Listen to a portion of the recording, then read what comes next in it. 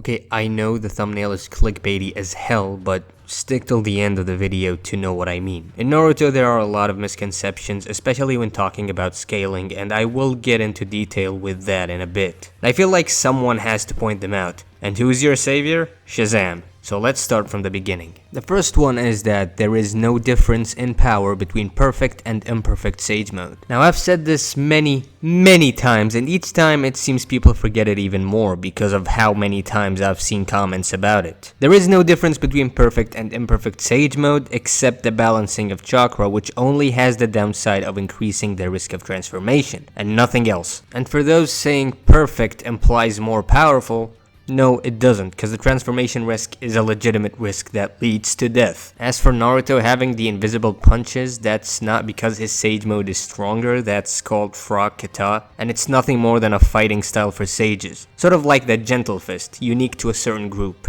And as for why Jiraiya didn't use that invisible punch, it's cause he never had the chance to. Every attack he either landed or was blocked, and he refers to them as Sage Mode attacks, meaning it's not normal taijutsu, therefore it's Frog Kata. But to make this simple, here is the databook scan where Jiraiya is listed as a user. The second point is, Kakuzu never tanked the Biju Bomb. I've seen this many times, I've been confused for the longest time and never bothered to check. People say that Kakuzu is so durable because he tanked the Biju Bomb from the Two Tails during their fight. However, that's false. The Two Tails never fired the Biju Bomb. It was a fireball. Hidan even says that it's too hot, and the color in the manga wasn't dark. And for anime watchers, it was shown to be a fireball as well. So yeah, Kakuzu doesn't have above Biju Bomb durability when you use that argument at least. The third misconception is that the attack scaling is definitive. People often claim that because one attack bypassed the other, that means it's stronger than the attack that didn't. That has some truth to it, I get it. It's not always true. For example, in Naruto, each attack has a certain trait. Basic, but needs to be taken into account. Fire burns. It doesn't have the ability to destroy buildings with force. Lightning cuts and increases speed. Wind could also be considered a blade. And earth is utilized for different purposes, mostly defensive or assist and so on. And each of these has a counter. People often say that Chidori could scale above a Biju Bomb, in case we consider the previous argument, because it killed Kakuzu once. When ignoring the fact that Kakuzu used his Diamond Morph ability, which is countered by lightning, so Chidori doesn't scale above a Biju Bomb, but it had an advantage over the attack that tanked a Biju Bomb, or the defense. And a Chidori won't survive a clash with a Biju Bomb. Again, that's assuming the argument that Kakuzu tanked a Biju Bomb was true. So the conclusion here is that each attack is different from the other. It's not always about destructive power, it's about counterplay. The fourth point is, being strong doesn't mean your durability is higher. I don't know how people can think otherwise, so because someone was able to stab another doesn't mean that they scale to that person. Because even Kid Konohamaru can stab Madara successfully if he's standing still, and the blade would pierce him no problem. However, if someone has a jutsu that helps them tank something, then that's different. The Raikage's armor, Kakuzu's Diamond Morph, Tsunade's regen, Orochimaru's regen are examples of that. And that's why people say Orochimaru scales above Four Tails, whereas Jiraiya scales to Four Tails. Because Jiraiya couldn't tank an attack from him, whereas Orochimaru tanked many. That's called a technique, and Jiraiya doesn't have it. Doesn't mean he doesn't have other techniques Orochimaru doesn't that put him above Orochimaru. And number 5 is, speed isn't always the same. I'm sure everyone's familiar with the infamous Itachi's KCM speed argument. Now, assuming Naruto in KCM has valid combat speed feats and is relative to his body flicker speed, that is false when looking at where Naruto reached at that point in the series. People assume Naruto constantly goes full speed, aka the speed at which he blitzed the 4th Raikage, but that's not true. If so, he'd run out of chakra much more quickly. Naruto, even when he was trying to go through the Raikage, was being stopped by him, and keeps saying he'd go with more speed this time, meaning it's out of character for Naruto to go full speed, and it's simply not a smart move on his part. As for EMS Sasuke keeping up with Biju's Sage Mode Naruto, throughout that fight Sasuke had a Kyuubi cloak and then was amped by Jugo, who also had a Biju cloak. And for the final fight, Sasuke was essentially within Naruto's chakra, and we see that anyone who's in the Kurama avatar can travel along with Naruto. Number 6. EMS doesn't make the abilities more powerful. That's right, Mangekyo abilities are not enhanced by EMS. I'm not sure if Mangekyo enhances perception, but considering it enhances Genjutsu, then it should also enhance perception. But that's not the case for EMS, as the only thing it has over a normal Mangekyo is that the eye maintains its light, as in they don't go blind. The eye is still strained though, as seen when Sasuke was bleeding because of Amaterasu, so Mangekyo and EMS have the same abilities. It also makes sense considering one doesn't have access to the Mangekyo once they awaken the EMS, which has no official name. It's still named a Mangekyo Sharingan, but with eternal light. I know they'd have no reason to use a Mangekyo, but overall my point's been proven. Susanoo evolution is irrelevant because it only evolves with repeated use. Number 7 is Madara never had a perfect Susanoo before getting the Rinnegan. Some people still believe Madara had a perfect Susanoo ever since he got his Mangekyo, but he never did. I've had the worst debates in my life about it, and I wish I never had them every time I do because the claims are kinda weird. In fact, Madara does show his Susanoo against Hashirama without merging it with Kyuubi, and it was the same as the fully armored Susanoo he showed against the 5 Kage before powering it up to become perfect. But good news is, his Susanoo appears to be bigger than every other fully armored Susanoo. As to why it was able to cover up the entirety of Kyuubi, well, there are many ways to explain it, but to make it simple, an armored Susanoo has many layers of chakra that manifests into the skeleton, body, and then armor, but with Majestic Attire Susanoo you only need one layer of chakra to shield Kyuubi, so I see no problem with that. Number 8 is Naruto still has his 6-path Sage Mode. I've seen people all over the place saying Naruto lost his 6-path Sage Mode for one reason or another, but to be clear, he still has his 6-path Sage Mode. At first I saw people say he lost it because he lost that arm in which Hagoromo placed the Sun Seal. I mean, that's wrong for multiple reasons. The first being, the seal vanished once Kaguya was sealed and both Naruto and Sasuke lost them since they went back to Hagoromo. 2.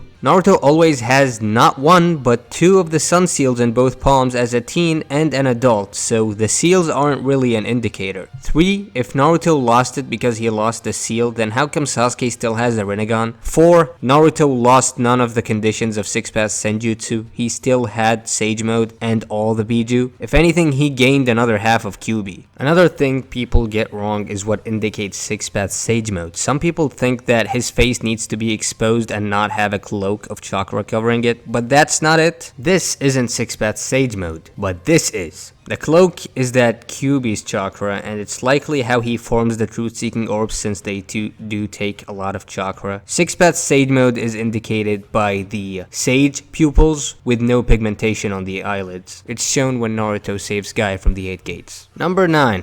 Just because one statement is false doesn't mean every other statement is. Statements. A common scenario goes like this. A is stronger than B because B said so. Oh, but back in episode 1 they also said that Hiruzen is the strongest Hokage. Is that true too? Now, I'm not here to argue about Hiruzen being the strongest, but let's say the statement is false. Again, I am not stating any opinion here. It's false because some people can prove it to be false, but can you prove that the statement we're talking about is false? At times, statements could be taken with a grain of salt, yes. But in some cases, they simply weren't and can't be debunked. And in some cases, like Pain stating Jiraiya is stronger, Itachi stating the same thing, Kisame stating the same thing, we see Jiraiya being praised by the likes of Obito and doing what an army of the Leaf couldn't. Even if you don't agree with those statements, you have to at least acknowledge that Jiraiya would at least put up a fight against them. Otherwise, you're just really delusional to think your personally formed opinion is better than tons of the serious, but that's just me. Number 10. Kid Naruto's base Rasengan is as strong as KCM 2 Naruto's base Rasengan. Oh boy. Yes, Kid Naruto's base Rasengan is as strong as a fully transformed Naruto's base Rasengan with the exception of Sage Mode. Biju Chakra is no different than normal chakra, and it was never stated to amp the power of a jutsu, but increases the potential scale of that jutsu. For example, KCM doesn't give Naruto a strong normal Rasengan, but gives him access to stronger forms of Rasengan. On the other hand, Sage Mode was said to give access to Senjutsu, which is a slightly different form of ninjutsu, as in it has natural energy which amps the attack itself. So having a Biju chakra only makes you able to create bigger attacks using that chakra. This is why variations of techniques exist, such as Kirin, Giant Rasengan, and all that crap. So yes, Kid Naruto kinda scales to KCM2 Naruto. It was not clickbait. But Biju Chakra kinda sometimes gives you new abilities like Kike Genkai and shiz. Now, this was a fun video to make. Hope some of you guys found it useful. Let me know if there's something you want me to talk about. Don't forget to like and subscribe. Please! And make sure you watch JoJo. Skip parts if you want, and I'll see you in the next one. Take care.